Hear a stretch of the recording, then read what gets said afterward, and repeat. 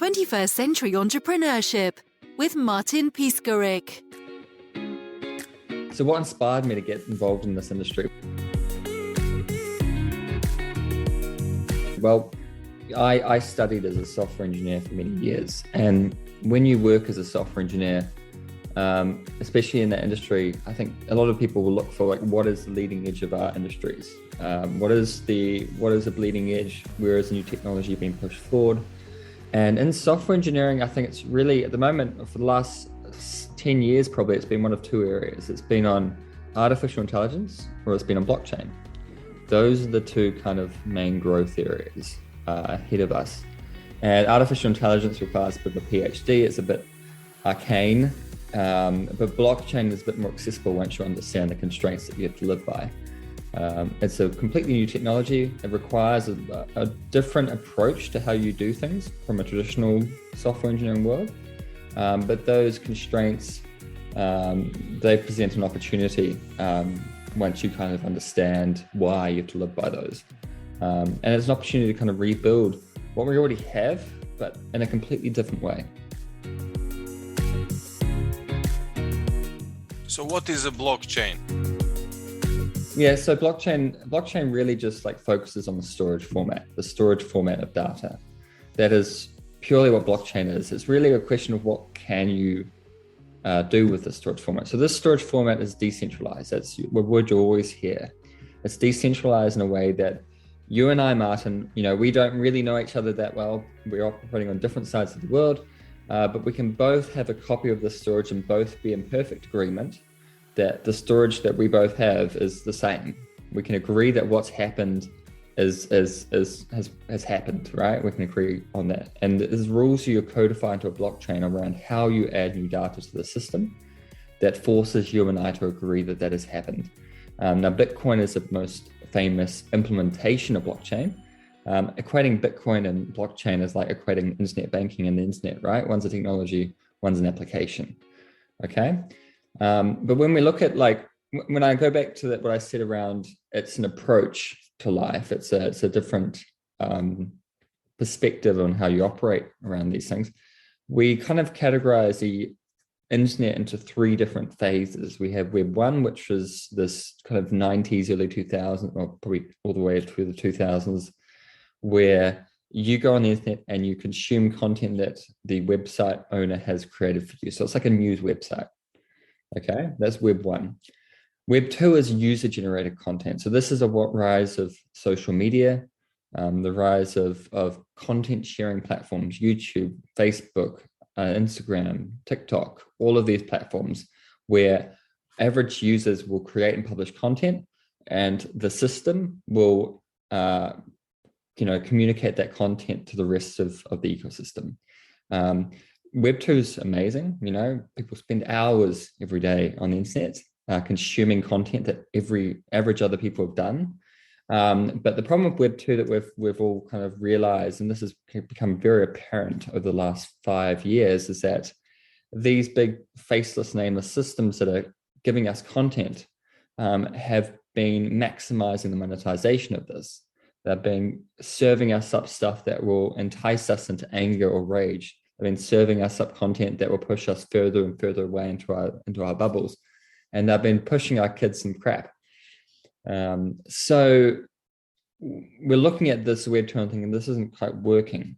And that's what Web 3 is kind of designed. One of the ways Web 3 is designed to solve this is by making it so the systems that control the internet, that operate behind the internet, whether it's a content sharing platform, whether it's an art or sale distribution platform, all of the rules in those systems are completely transparent. So Web 3 is really just about making things fairer, more equitable, and more transparent.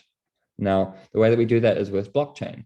So blockchain is a technology where you and I have to both agree that something's happened. And for all of that to happen, we have to both understand and agree that the rules in place for how that happens are known by all, okay? The rules of how content is shown to other people is known by all. The rules around how our tickets or our NFTs are managed is known by all. So Web3 is about making the system all these like software systems that run our internet, that run our life these days, a lot more transparent, a lot more open, a lot more equitable. Before we go to the question, what problem does your system SubQuery, solve? Let's continue with you. What motivates you to keep building that kind of innovative platform?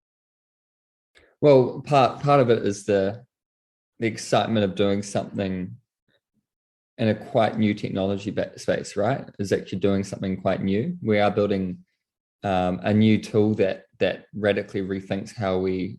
So before I'll come into SubQuery, but so that's part of that's that. Another aspect of it for me is that, I do believe that we've kind of got to a bit of a bad situation right now with how the internet operates. I do, firmely believe that, I was lucky enough to grow up before the age of social media, but I kind of worry about kids that do right now. For some children, it's everything they've ever known and the word that will known.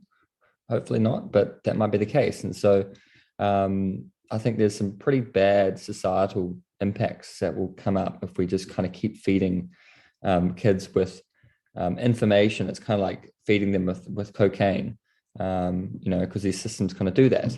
So I think we need to do a lot more thinking about how we can create alternative systems that are both still engaging, but a bit more positive. I also believe that there are some massive corporations that have really kind of dominated the space across the internet and different things, right? If you buy a ticket for a concert or for an event, you're buying it through one of probably 3 different agencies, and they take huge fees, like ridiculous fees, and provide a pretty crap service, right? Like if I decide last minute I can't go to this concert, I can't really sell that ticket easily. I can't, it's not my ticket. Even though I bought it, I'm still kind of limited by this system that's kind of not fit for purpose. So I think there's a lot, partly of it's the new technology, but partly of it is because of what I perceive to see as huge inefficiencies in the system that shouldn't be there. We shouldn't be limited by these impacts or by these restrictions that these big corporations place on us. Let's go more into that direction. So what else makes you passionate about, let's say, the blockchain industry? It's transparency. It's also, everyone's kind of on an even footing, right? Like if you can read the code, which I guess does require a barrier to entry, but if you can read the code, it means that everything's kind of like public. It's open. You can see how it works. And, some white hat hackers have done a really good job in blockchain, just spending time with the expertise on looking at code and figuring out what the vulnerabilities are. It's open, it's fair. There's an approach here. There's also a real tricky challenge. I think one of the biggest challenges for our industry right now is there's this new technology, which is really cool, but working out how we integrate that into the real world. I'm sure you'll agree with me, Martin, that blockchain, and many people would say that is a kind of a cool, neat solution looking for a problem. And even though there's people in the industry like myself that believe there are a lot of problems that are very clear, we haven't done a great job in making blockchain more accessible to the general public. It's still quite user hostile. So I've got a bit of a passion into that product management side of things, how you build systems and tools and applications that everyday people can use. And that's a huge challenge for us in blockchain, more so than other industries because of certain limitations, right? Like you have to have a private key that you have to keep secret. And if you mess up, it's kind of like you can't really resolve that. So we have to, the amount of effort we have to put into user experience is a lot higher than what we're doing right now. And I think over the next 5 years, that's something that we'll focus towards. And I'm looking forward to that.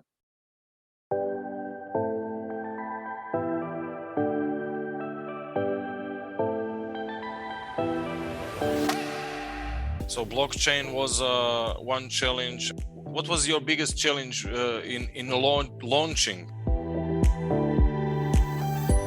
Yeah, I'll start by showing like, so what is SubQuery? So I work for a team called SubQuery. It's one of the biggest blockchain data providers out there in Web3. Now, problem for blockchain, and it's a real cool technology, but it's actually got one big drawdown. So blockchain is like a chain of blocks. It's in the name.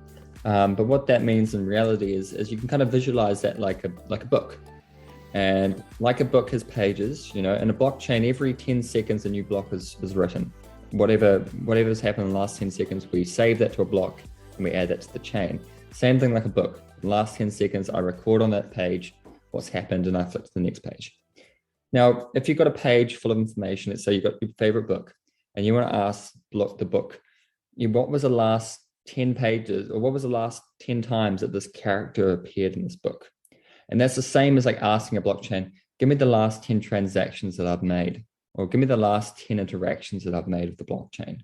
It's in a format that everything's split over blocks or over pages. And so kind of in order to answer that question of, when did I last appear in this book, you have to kind of scroll through the pages and you have to scan them, like looking for this character's name, which is really inefficient, terribly inefficient. And that's one of the biggest drawdowns of blockchain. It's great technology for storing data in a decentralized way, but it's a terrible method or storage system for retrieving and querying data. And that's what SubQuery is here to solve. So you take your book, and SubQuery is an open, flexible, universal, what we call data indexer. And a data indexer is a bit of software that you kind of like shape up, you code. So SubQuery, look at it as like a tool, and you tell SubQuery that I want to connect to this blockchain. I want to look for these types of events. And whenever this type of event happens, so this type of event could be related to your NFT platform, for example. Whenever that type of event happens, I want to take that data off the chain and I want to store it in this format. And essentially what it does is it stores it into a more traditional database, which we've spent 30 years optimizing. I'm sure you'll know from your days, databases, you can sort them, you can filter them, you can query them, you can do a lot more things. It maps this kind of linked list data into a relational database to which you can then query a lot more efficiently. And so essentially the outcome here is that people that are building applications on blockchain, whether that's a wallet, whether that's an NFT marketplace, whether that's an explorer, whether it's whatever, doesn't matter. Any application that needs data from a blockchain, there is a need for a tool like SubQuery, a tool that will take data off and provide it to the app more efficiently. Because with that, you can build more intuitive applications. You can build applications that show data that spans more than one block. You can show applications that show entire histories of things. You can build better platforms. And that goes back into my dream or my belief that for us as a blockchain industry to become more mainstream, we need better user experiences. And that's why we're building SubQuery. To allow people to build those. Now, one of the biggest challenges with coming to blockchain is there are actually quite a lot of blockchains. There's not just one Bitcoin blockchain. There's hundreds of blockchains, and each blockchain speaks a different language. And one thing that we focus on at SubQuery is creating a universal indexer, so we can connect to many different types of blockchains, and we're slowly moving through the ecosystem to add support for them all. And we can connect to many different types and take data off all of them. And so that last little bit of like translating this custom blockchain's random way of thinking into what we store data in a relational database, that's a bit of a tricky part. But that's a tech issue that we just have to solve.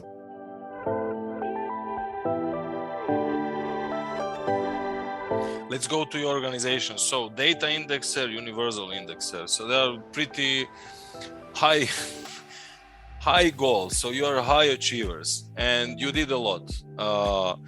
What's your organizational structure, and how do you make money? What's your business model?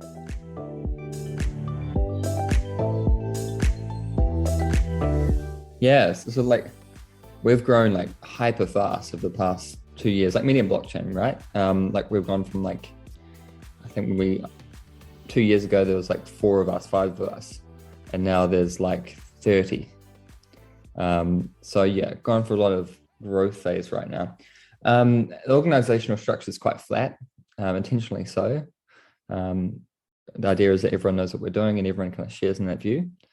In terms of revenue, so we build this software so it's open source. Everything in blockchain kind of needs to be open source. People in blockchain kind of have this open source belief. And so if you're building a closed source software, it's kind of a bit of a detrimental to your ability to kind of get people to use it, because they're not quite sure how it works or who owns it or what's happening, right? It's a little bit opaque. So the software itself is open source. People can run that themselves. It's completely free. But we have a managed service. So people will use SubQuery to build their own data pipeline for their own application. And we have hundreds and hundreds of customers out there that use this. But running infrastructure is the last possible thing that you want to do, Martin. I don't know if you've ever run any infrastructure, but it's a pain in the ass. You have to assume it's going to break, and you have to assume that you're going to get a phone call at 2 a.m. to fix it. So we run large-scale infrastructure for our customers. So they give us their project and we run it in our managed service. And we've got this huge service that's got hundreds of projects on it, thousands of registered users, and it's got doing like hundreds of millions of API requests per day. So big scale. And there's we obviously charge to run and look after these projects, and that helps us fund the development of the core product. But we are working on building a decentralized version. So one of the biggest challenges is blockchain, and it's kind of a bit of a shady secret, is that a lot of the core infrastructure solutions, including SubQuery, but many other things, a lot of the core pieces actually are still quite centralized. So if you're relying on a third party to provide access to blockchains, that might be centralized. SubQuery itself today is centralized, so that we run these projects. If you're running it with us, then if we go down, then your application probably goes down, okay? And that's one of the big challenges with this decentralized vision, and we're still relying on centralized services. It's a bit strange, okay?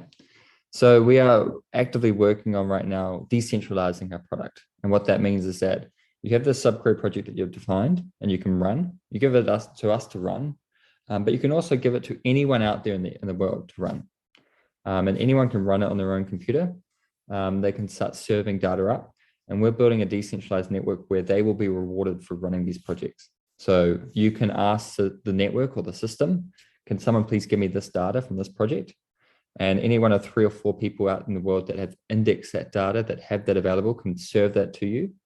The system will direct you to the closest available, best reliable provider, and they will give you that data and they'll be rewarded for doing that. So you're kind of building a data marketplace here.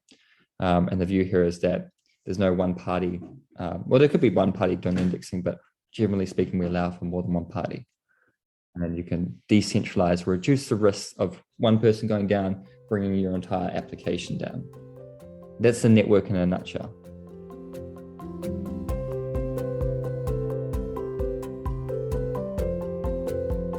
What are the most important takeaways, your personal transformation?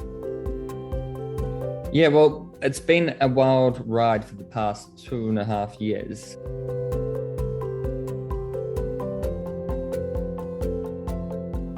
I came from a corporate before this, and I kind of forget about, like, every 5 years I forget how much I hate working in a corporate. And I make the mistake of going back for about 6 to 8 months and realizing that corporates are really nice and comfortable, but they're like a cruise ship, you know? Turning a cruise ship is just really, really difficult. Once it kind of goes in the right direction, it can speed off quite quickly, but turning something takes years, and that's far too long for my liking.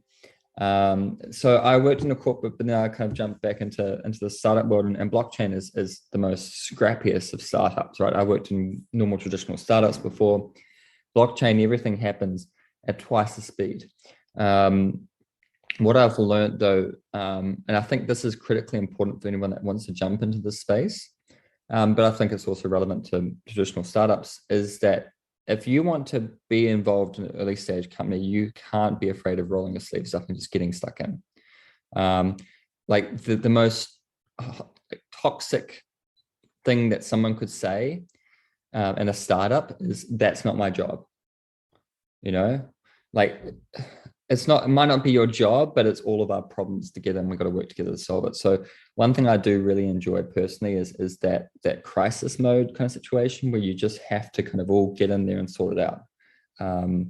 And no one's, I don't think that anyone, everyone is valued in that situation. And the more that you kind of give back and at least try to understand and try to kind of provide any feedback or advice or get involved, that's really helpful. So it's been hard for us as we've grown, and we're now formally in like a scale up size, right? So we're now like 25, 30 people in SubQuery.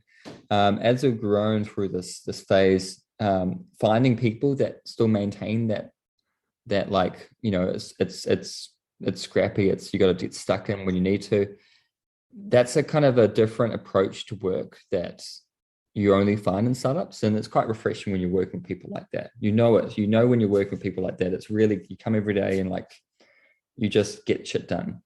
But when you're working in a corporate, you don't have that mindset. This is my job and this is what I do 9 to 5, and I'm going home at 5:01 p.m. So finding people as we've grown that still maintain that philosophy is pretty tricky, but they're still out there. The challenge is how you motivate them.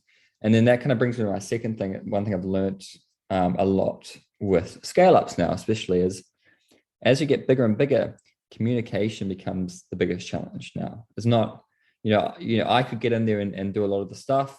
My colleagues get in there and kind of, we could do it, or we can do it. There's no reason why we couldn't do it, but the time management is a big constraint here. Okay, you've got 30 people all working. The communication effort of making sure that 30 people are working in unison and working to the same direction and are all on the same page, and there's no confusion, and everyone is driving towards a shared goal. There's more communication than you'd ever think there needs to be. So understanding how to communicate and how to clearly define goals and define direction, that's a new challenge. And that's been a new kind of learning over the past year, is how we help to push people in one direction, all together in unison, making sure that everyone's on the same page. So those two things have been the biggest kind of growth for me personally. And it's been interesting learning about that, making some mistakes along the way, but everyone does that, right? It's the best way to learn.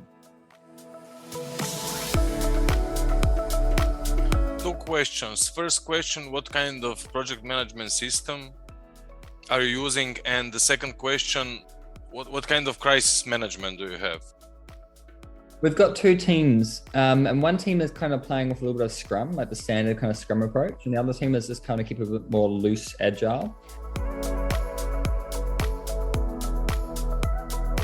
What we've realized is that we do need to spend more time. It is that time you spend planning work is actually quite critically important. Designing upfront, like we're UX designers that work on new features. There's a common calculation or kind of heuristic where if you solve problems in the design phase, it's worth like 1/10 cost of solving it at the testing phase, right? The cost of change or cost of resolving an issue increases kind of almost like exponentially throughout the development progress of that change.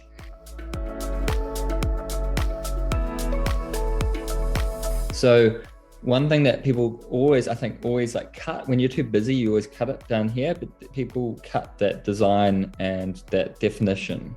And that's one thing that we've made the mistake of doing in the past, but I've learned that is critically important, is making sure that we design things right. We understand the pitfalls. We've kind of answered the questions. Like all the developers had to look at it and been able to say like, well, that might have to change because we don't have that here, or we can't get that in this way. But having that kind of discussion before people start coding, before people start putting code in the code base is quite important for efficiency. In terms of crisis management, I love crisis management. It's a terrible thing to have a crisis, but it's also quite an exhilarating time. For us, we run pretty critical infrastructure, right? So we are aiming for 4 nines of uptime.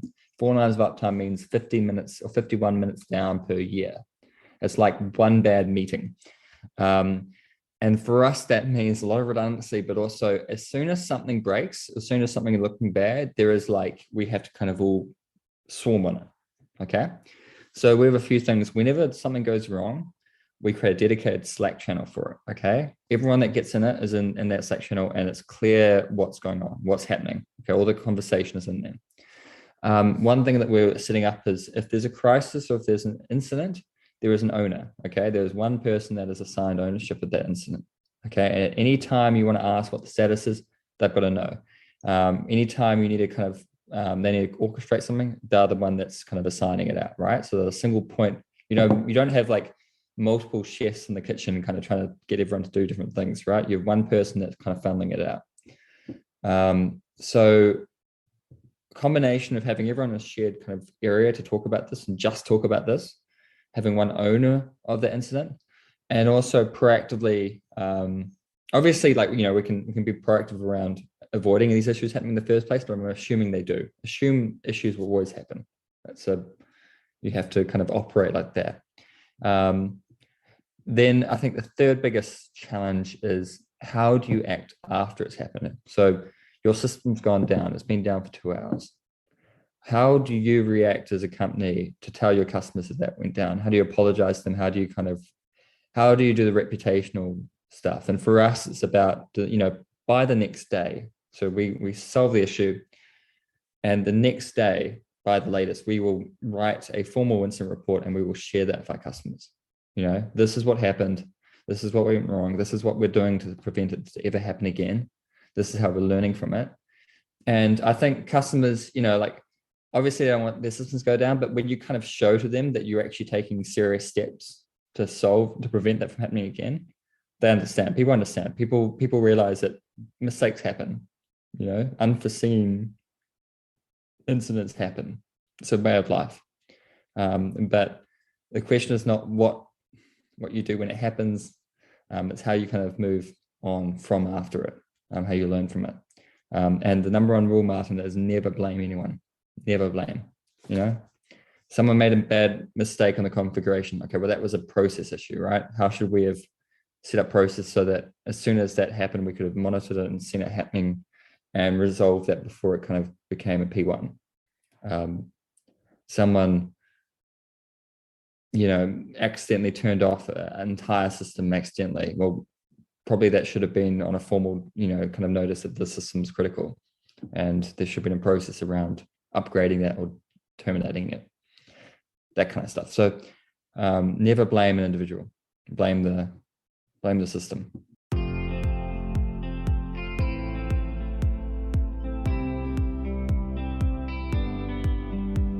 Your communication or relationship with customers.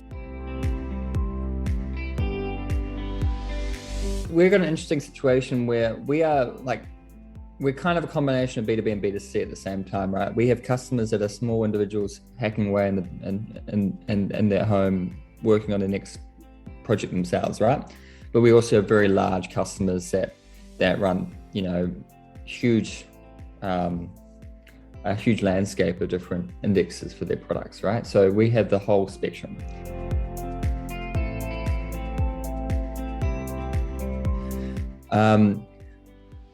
It is a tricky question how you balance those, right? Because you always have that, there's this 80-20 rule that pervades everything, right? 80% of your customers are 20% of your revenue, and the 20% of your customers are 80% of your revenue. That's kind of common. It happens. So for us, we got this challenge of, okay, well, we could focus on those 20% that are a majority of our revenue and just kind of work with them. And we do have very white glove service for them.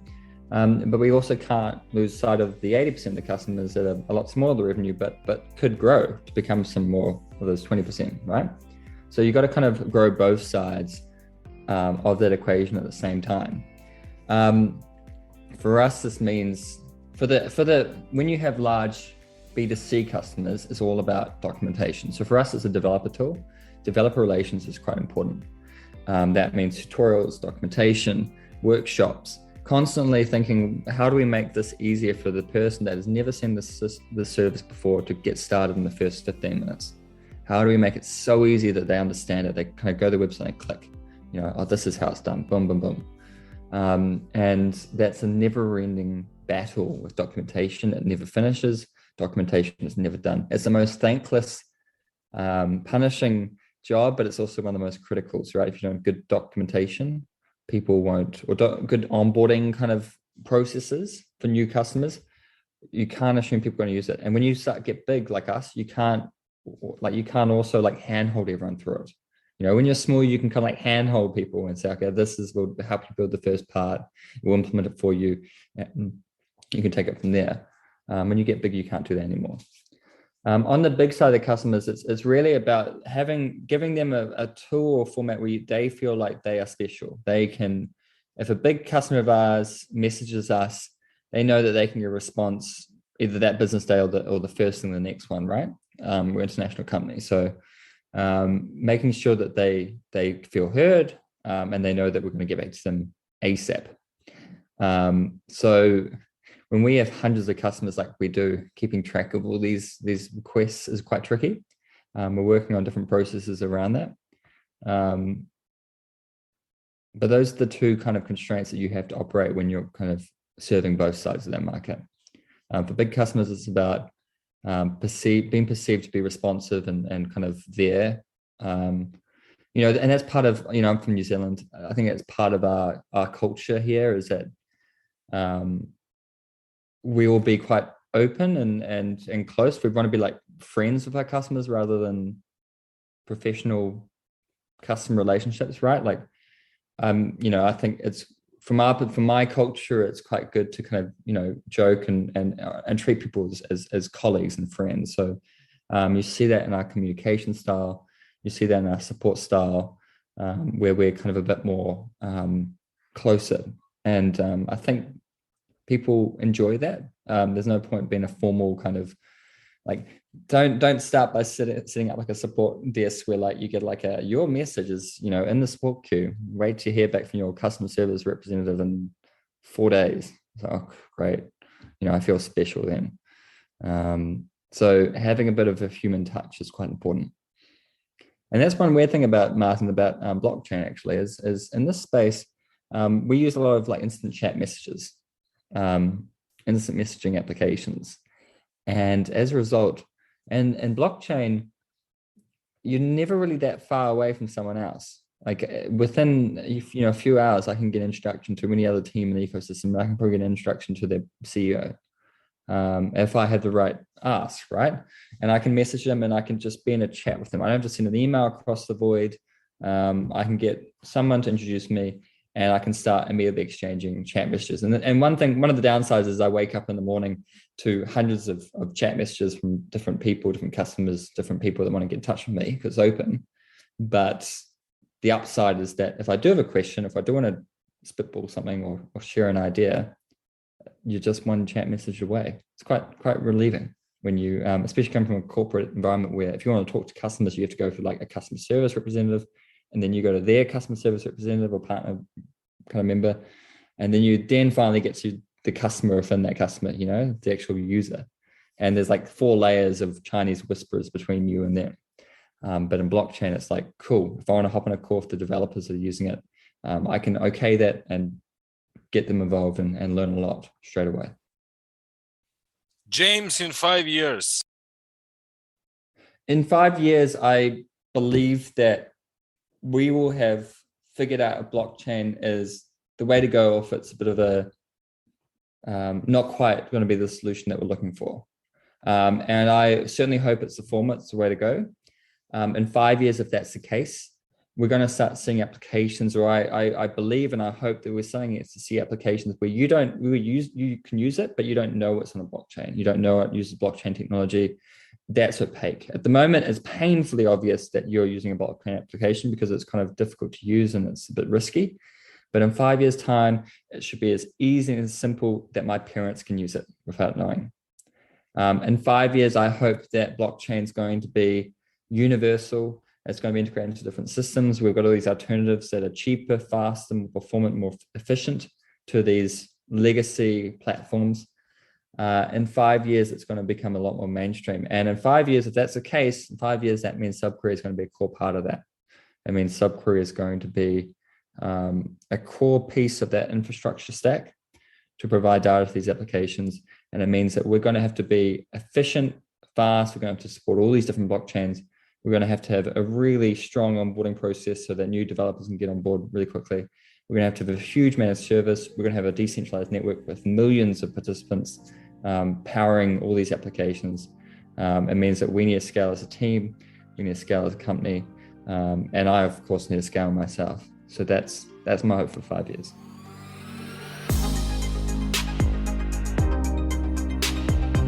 We are currently running a test network for our SubQuery network. If you're curious to see how blockchain works, like how does, I've told you what SubQuery is, and now you might want to be curious to how are you going to run this in a decentralized way? Go to our website and look at our test network.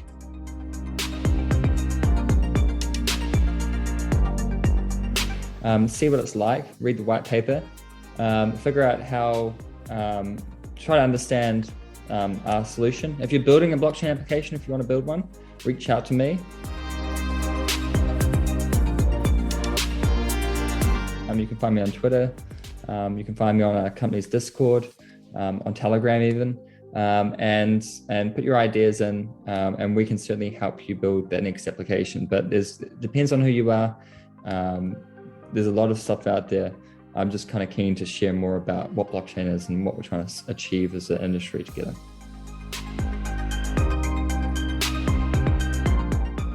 '21st Century Entrepreneurship with Martin Piskarik.